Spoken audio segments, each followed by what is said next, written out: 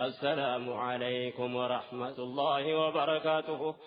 أهل سنة نبي السلام عليكم ورحمة الله وبركاته. أشمار كفوني هردفتوتا في كبجمتوتا جالتمتوتا channel فاي ورمو جلت ترقمتن أكم جرتو نقا خيساني سنين جنة نتي نقا الحمد لله أكم akkasuma warri haarawaa gara channel keenyaa dhufaa jirtan like share subscribein hin dagatinaa nuti dabalamaa isiniin jenna.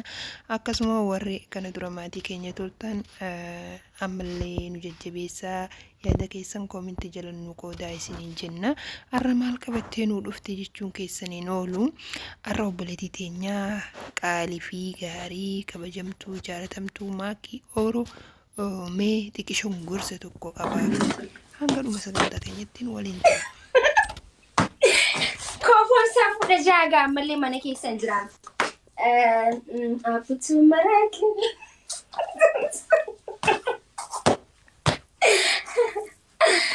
safu da nan je na dugo an gize safu da jan gadin ta debe nin kan fada sani bu safu da nan je na please okay injina please bazgaber injina namni afte finjo njiro ye okay kaman jo an sibo himbe gana wa me kan gortiftan jabada ya sino komandi matesa yo margine koy lala jiramiti ma kay lal akanati okay mal sirbati bani da kasi sirbare usay khayda badande sirbi ani sifan sirba indiati tankasakasi qati safuda hinjaina da baka safuda mi ko safusi insip sina god wanu tumas abazakut fona da kwarana fanulun baka shi safusa ta warab safu miti mali garte mi sa sani fi bar ana khofoni kai ani sifan sirba tinkisin be kuni no fadda so ke komti maki ani sifan sirba ati sachis garagalasit danasan sana danastashi akan mati taayitin jaba qanaati na wonni oui ay warindi barintani rowa disraj ante asi sachis garagalada sirbu nat warindi kai maki kai السلام عليكم ورحمة الله وبركاته. ماكي أورو مفكرة منور أكم جرت نجافة دي بدأ نجافة يا خيرات وكم جرت تنجافة رحمن ربي خلهم كم نسبرنا فاجر بسنيجا الحمد لله الرجيم بكان نبغى يسبح قدون تخالق عادي إن شاء الله نما قرتي بلسمة تنسري تدين تدنيا تبي في تلا فترة رحمن صحة تاسسو بلسمة تنخنا ما خدوس قرتي نما رافوس ربي توك جبل علمنا ما بلسمة والله بلسمة ربي خيسن جر بلسمة انتات أبدا ننقفه ديو جيني بلسمة ربي خيسن جر بلسمة انتات بلسمة قرتي أكبر بعدن تاني في سندفتو قرو أتي انت لمسلمة قالي جالتمتو خبجمتو تاتي سرير أنا كان يجون سرا بريدا نو سرا بريد رويتي جمال الجناني نمي توكو إرغانا ما تهيد ألتي وان ألتي وان اتقلتي سنبيخو قبدر قما مالي في نافيتي أرنا ما قرتي أولكاني رشادك أو سيساني مت أمانتي مسلمة خيسة ألني خيسة قدني وان اسين انفك وان اسين قرتي خراغوتين ألا وجتون سري متي رويتي مالي الجناني بيكم تلي قباتو namni gorsa sheekota gorsa oromaa dhagahuun dirqama jechuudha.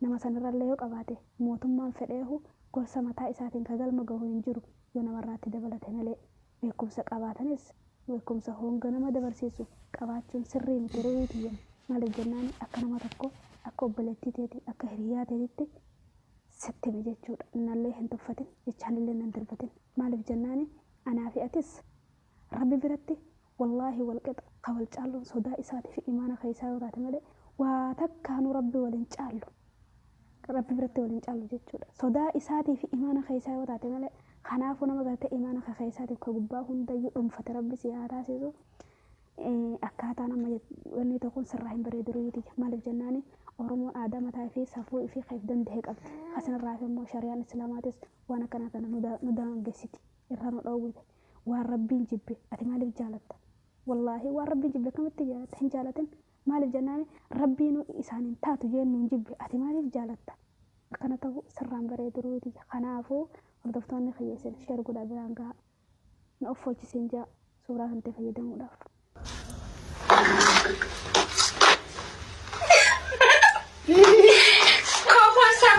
Safuu qofoo osoo hin taane mooticha duuba keessee akkanatti footoo isaa maxxanfate jaalmarroo eegale inni nu maal jedhee taatee erga kan dana sirni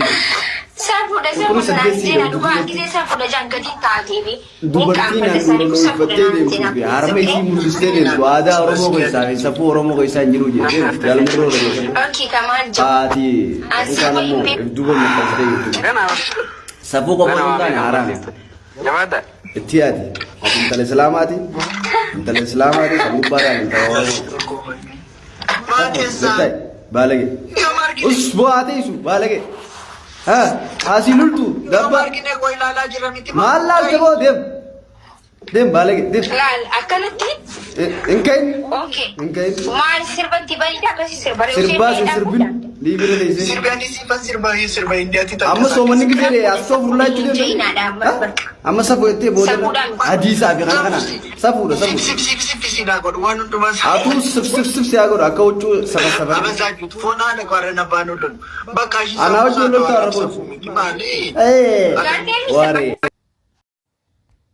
bagatti himte yaasin abbaa kaanus dhugaa rabbii bagatti himte maaliifi maakinarra hedduu dogoggorte.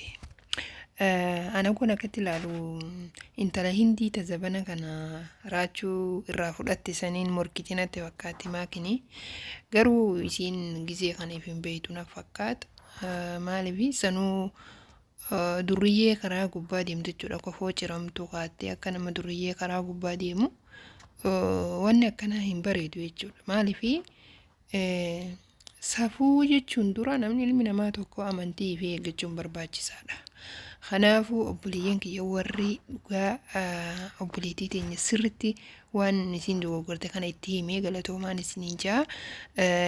Namni tokko nama dogoggora nama dogoggoreef irraa beekee sirraa rabbi haa godhu isillee gaa rabbiin nama sirraa haa godhu. Maaliifi kana irraa achi garagale sillaala achi garagale amma raachuun hagamma duraa hogganni waajeen safuu ittiin jechuudha. Maakiin jaalalan beeytu ja'a. Haga dubbatu keessatti maakiin jaalalan beeytu jechuudha. Arrammoo baay'ee ni hofla achi garagalee akkana hofla. Maaliifi itti hoflaa jira safuu duraan safuunaan jechaa turte arra maaliif akkana taatee ni beeka akka isiin akkana amma taateef intala hindii tazabana kana dhuftee raachuu irraa fudhatte sanii jecha akka isiin akkana ta'uu jirtu ni beeka jechuudha innis. Kanaafuu ilmi namaa tokko maaliifi qoosadha wanni kuni waan gartee tiktok irraa qoosaa waliin qoosan jecha namni dhufee hayaatee fi balleessuun hin ta'u jechuudha. Maaltu sirraa barbaachisa maakiitii akkuma dursanitti uffannaa kee tolchitee koostar jettee teessee waan baddu yoo namni siin jee laalaa safuu jechuu sirraa bareedaa jechuudha. Akka kun garuu waan xiqqoo yeroo xiqqoo keessatti lafatti battaqsi godhu. Maaliifi namni tokko gaafa beekamtii argatee beekamtii ifii san ifitti wallaalee waan Oromoo mufachiisu waan amantaa isaa mufachiisu dalage haguma xiqqatti namni harka jalaa guurataa jechuudha. Dhugumatti ati nama jaalatamaadha. Nama namni hunduu jaalatu xiqqaa guddaan namni jechuudha ilmi namaa hagata jetee deemu namni saba Oromoo ta'ee maakii ni jibba jee yaadu hin jiru. Kanaafuu ati garuu arraan tana uummata kee ifitti mufachiisin nama si jaalatu kana ifitti mufachiisini safuu kee eeggadhu. Akkuma duraan isanitti safuudhaan deemi han haga miidiyaa kanarratti si argutti si sattarattee yoo waan badduu takka dhageesse laalaa safuu jettu qofan dhageechuu wallaahi baay'een sirraa gammada duraan garuu arraan tan ammoo baay'ee dogoggortee jirtaa sirreeffadhu arra boodas qofoo kaattee miidiyaa irratti hin bahin maaliif ati intala muslimaati kabajamtuu jaalatamtuu namni hunduu jaalatudha jechuudha. Maakii nama hunda biratti nama jaalatamu garuu immoo darajaa kee fi gadi hin buusin darajaa fi abbummaatiif gabbuusa itti Oromooni. Kanaafuu darajaa ta'eef gadi hin buusini maal naan ja'a namni gaafa waan takka uffattee gabbahuuf kaatee dura if ilaali odoo miidiyaa irratti hin baane dura if ilaali narraa bareedamu narraa hin bareedu narraa fokkisamu narraa hin bareedu amantii kiyya keessatti akkamii dura if ilaali jechuudha. maaliif ilmi namaa tokko ija namaa laallatillee ni bada. Ija namaa hin laallatin teetirra deemi malee ta namarratti hin deemin jechuudha. Kanaafuu ati wanni sirraa bareedu akkuma dursani takka namaakii qeequun dhageenyaan takka namaakii jechuudha irratti xiyyeeffatee dubbatuun dhageenya. Maaliif siitu waan badaa sii dalayduun agarree waan gaarii haga agartee miidiyaa irratti gabbaatu naman tuyxuu naman arrabsituu qullaa hin deemtu hagan argetti nama taa'ee sattaratee kabajaadhaan waan dubbii firii qabdu dubbii dhiirti dubbatuun si beeka malee sii kofoo kaawwattee xarraq jettu tana har'a arguu kiyyaa jechuudha. Ija tiyyamoo maal jeetiin laaluu ture jechuudha. Kanaaf obboleetti xiyyeeffin rakasheessini gatii ta'eef gadi hin buusini kabajaa fi godhi akkuma duraan isanitti ati nama kabajamaadha. Saniifuu if kabajii miidiyaa kana nama hundaatu hordofa sheekotii hundaatu hordofa. Kanaafuu sheekotiin namni ijoolmaayii gurguddoota hordofa nama ifitti rifachiisini siin ja'a arrabooda uffannaa kee sirreessi if kabajii if sirreessi waan akkanaa sirratti hin argin arrabooda jechuudha. Safuu qofa osoo hin taane rabbi sodaadhu maaliif ijoollee safuunaan hin jinaa osoo hin taane rabbi sodaachuu qabda. Ilmi namaa dursoo rabbiif irra sodaachuudha. Duraan duraa rabbi beekuudha rabbi irra sodaachuudha. Akkasin siinjaa inshaallah suuraa kee fayyadamuu kiyyaaf viidiyoo tee fayyadamuu kiyyaaf na of oolchi akkuma ati badii kee beeytee irraa sirrooytuu fi